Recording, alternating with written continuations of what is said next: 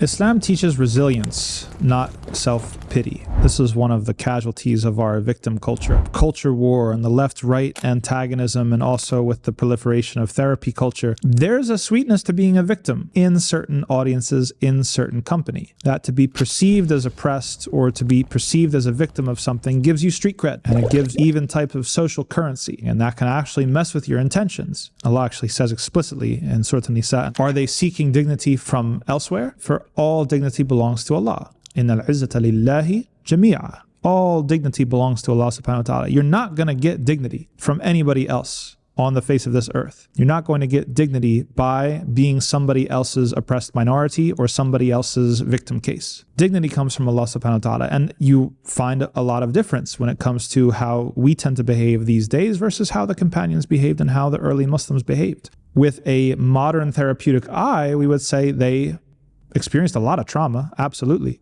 Both psychological, physical, tons of hardships. Even the Prophet Muhammad sallallahu alaihi wasallam, you look at being raised as an orphan and having his caregivers pass away one at a time, being ostracized from his clan and tribe and his homeland. Things that we would call today traumatic. And yet we don't see the same leaning into that as we do today. We see a different type of resilience and response. One that's not suppression, by the way. We don't want to run to the other extreme or the other caricature of just boomer generation robots that just don't talk about their feelings. That's not what we're saying. But certainly the way that the early Muslims responded was through dignity and strength and redemption. Redemption of themselves, but also redemption of those around them. That it wasn't falling prey to a grievance culture where we're constantly just indirectly benefiting from being a victim. One of the Hanbali scholars, he talked about how people can show off in anything. And certainly if you've ever heard of like the oppression Olympics, like people can show off in anything, or how oppressed you are or how messed up your life is or whatever.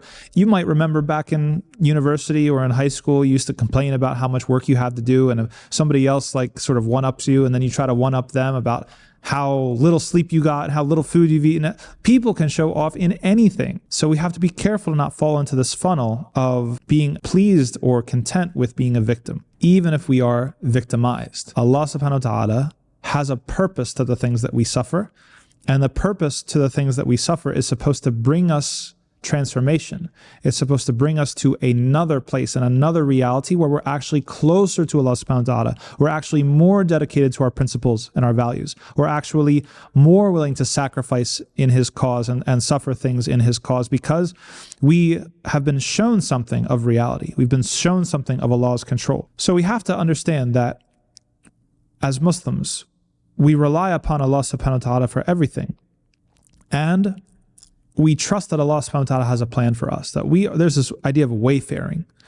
And perhaps that's one of the things missing from victim culture or grievance culture, is that there's no wayfaring. Where are we going? Where are we headed? Where's our redemption? Where's our triumph? If we are Yusuf alayhi salam, to give a Quranic example, we might be in the well now. We might be in prison now. But how do we get to the end?